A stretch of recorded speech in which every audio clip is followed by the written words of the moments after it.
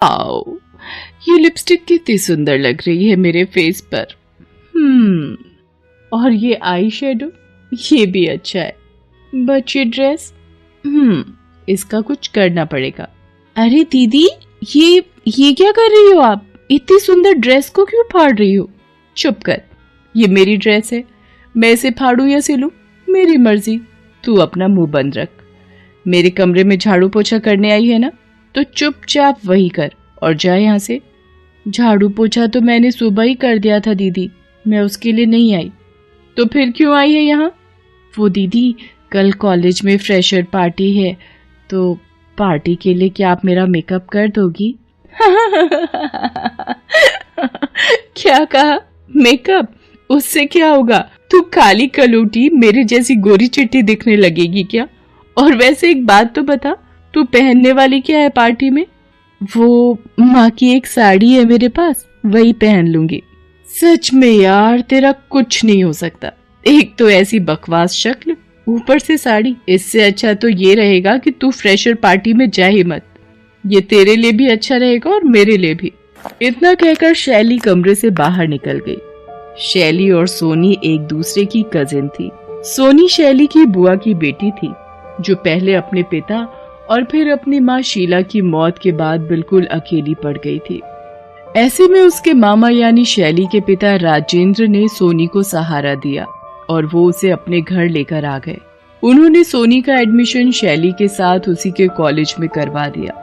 लेकिन इस सब के बावजूद सोनी का अकेलापन अब भी दूर नहीं हो रहा था, क्योंकि वो अपनी मामी शालिनी और बहन शैली को फूटी आंख नहीं सुहाती थी।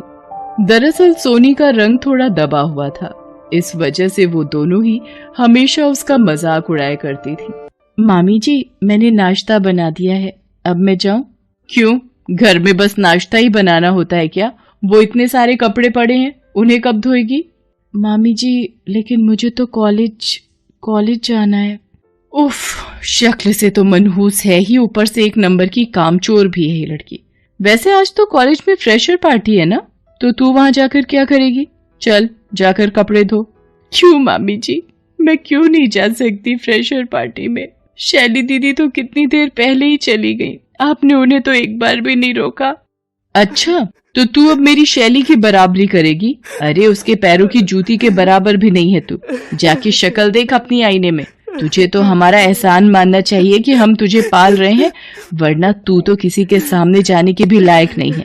अब अपनी औकात में रह और जाकर घर के सारे काम निपटा, समझी? ऐसा सोनी के साथ लगभग रोज ही होता था। कभी शैली तो कभी उसकी माँ शालिनी उसे उसके सांवले रंग रूप के लिए बातें सुनाने का एक भी मौका नहीं छोड़ते थे। इस सब से सोनी को बहुत रोना आता था, साथ ही उसे अपनी माँ की भी बहुत याद आती थी। माँ, तुम मुझे छोड़कर क्यों चली गई? तुमने तो मुझे कभी बदसूरत नहीं कहा, बल्कि मैं तो तुम्हारी परी बेटी थी ना, और तुम तो इतनी गोरी भी थी। फिर मैं ऐसी क्यों हूँ माँ, क्यों हूँ मैं ऐसी? सोनी अपनी माँ की फोटो को गले लगाकर जोर जोर से रोने लगती है। तभी उसे एहसास होता है कि उस फोटो का फोटो फ्रेम कुछ टूट सा रहा था। सोनी उसे ठीक करने की कोशिश करती है, लेकिन वो ठीक होने के बजाय दो हिस्सों में टूट जाता है। सोनी ये देखकर चौंक जाती है कि उस फोटो फ्रेम के अंदर एक चाबी थी। अरे ये चाबी, ये किस ताले की चाबी है और ये माँ की फोटो के अंदर कैसे आई? तभी अचानक उसे कुछ याद आता है।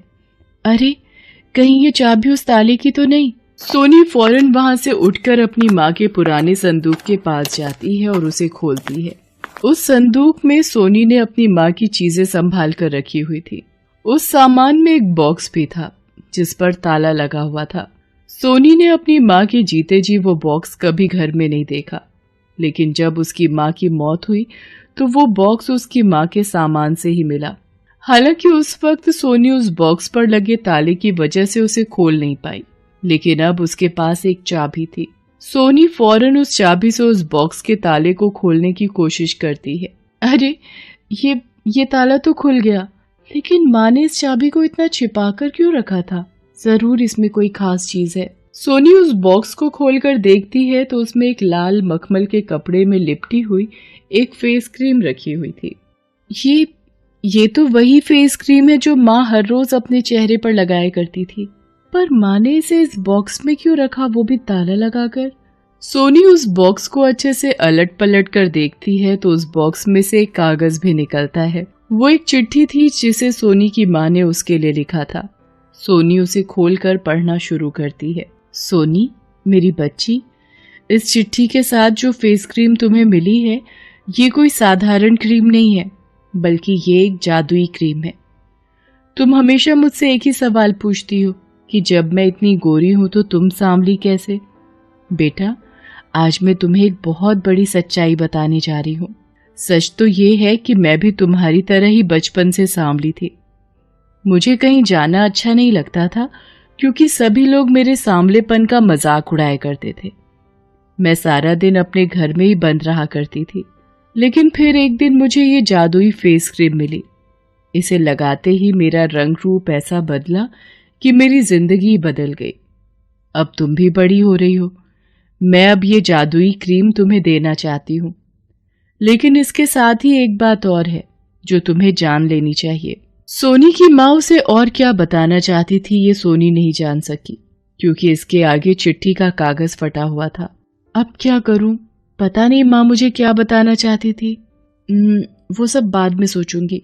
फिलहाल तो ये देखना चाहिए कि क्या सच में ये एक जादुई फेस क्रीम है। सोनी उस क्रीम को लेकर आईने के सामने जाती है और फिर थोड़ी सी क्रीम निकालकर उसे अपने चेहरे पर अच्छे से मलती है। इसके तुरंत बाद सोनी के आसपास कुछ चमक सी उठती है, जिसकी वजह से सोनी की आंखें बंद हो जाती हैं और फिर ये मैं हूँ? क्या सच में ये मैं ही हूँ? ये तो कमाल हो गया। ये तो सच में एक जादुई फेस क्रीम है। सोनी का चेहरा पूरी तरह से बदल चुका था। उसका चेहरा एकदम साफ और रंगत गोरी हो गई थी। इतना ही नहीं, उसके चेहरे पर खुद ब खुद ही हल्का मेकअप भी हो गया था। सोनी ने ध्यान दिया कि उस जादुई फेस क्रीम को लगाने के बाद वो बिल्कुल वैसी ही दिख रही थी जैसी कि वो हमेशा से दिखना चाहती थी। सोनी बहुत खुश थी। सुंदर दिखने की उसकी इच्छा आखिरकार पूरी हो गई थी। वो फौरन अपनी माँ की साड़ी पहनकर तैयार हुई और अपने कॉलेज की फ्रेशर पार्टी में पहुंच गई। पार्टी में अब तक सिर्फ शैली की ही चर्चा हो रही थी, लेकिन सोनी के वहां आते ही सबकी नजरें सोनी पर ही जा टिकी। रोहन, कहाँ जा रहे हो? चलो ना डांस करते हैं। नहीं, मेरा मतलब है अभी नहीं, थोड़ी देर में करते ना। इतना कहकर शैली का अच्छा दोस्त रोहन वहां से चला जाता है और सीधा सोनी के पास जाकर उसे डांस के लिए पूछता है। ये देखकर शैली को बहुत गुस्सा आता है, लेकिन वो कुछ नहीं कर पाती क्योंकि वो तो सोनी को पहचान ही नहीं पाई थी। दूसरी तरफ सोनी को पहली बार कहीं इतनी अहमियत मिल रही थी। वो रोहन के साथ काफी देर तक डांस करती है और फिर पार्टी के बाद वो वापस घर आ जाती है। घर आकर वो जैसे ही अपना मुंह धोती है तो उसका चेहरा पहले की तरह हो जाता है। अच्छा, तो इसका मतलब मुझे इस क्रीम को लगाने के बाद पानी से दूर रहना पड़ेगा। सोनी किसी को भी उस जादुई फेस क्रीम के बारे में नहीं बताती। वो घर से निकलने से पहले चुपचाप उस फेस क्रीम को लगा लेती और फिर वापस घर आने से पहले ही पानी से अपना चेहरा धो लेती।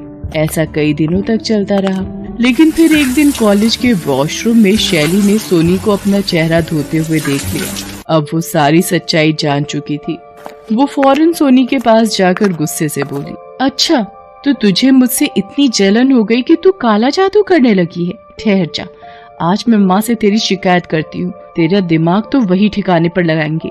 नहीं नहीं दीदी, ये सच नहीं है। मैं कोई काला जादू नहीं कर रही।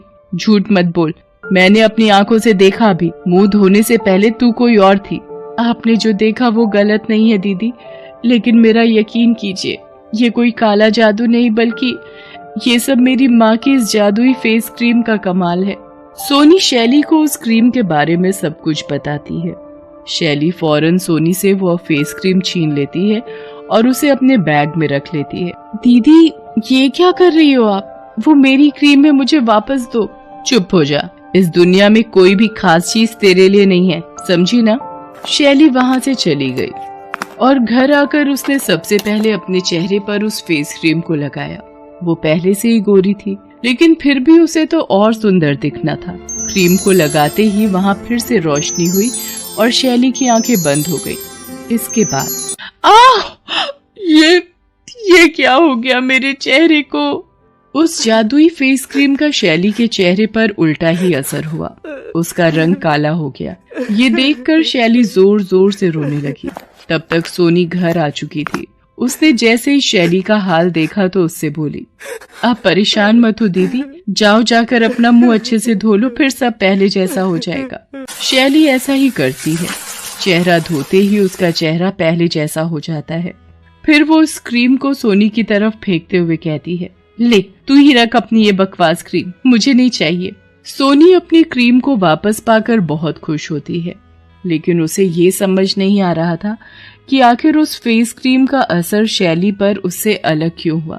सोनी ने एक बार फिर उस क्रीम वाले बॉक्स को देखा तो उसमें से चिट्ठी का बचा हुआ हिस्सा भी बाहर आ गया। सोनी ने उसे पढ़ना शुरू किया। बेटा, इस फेस क्रीम का जादू ये है कि ये इंसान के मन की छाप उसके चेहरे पर ले आती है। याद रखना, जैसा तुम्हारा मन होगा, इसे लगाने के बाद तुम्हारा चेहरा भी वैसा ही बन जाएगा। अब सोनी को उसके सवाल का जवाब मिल चुका था।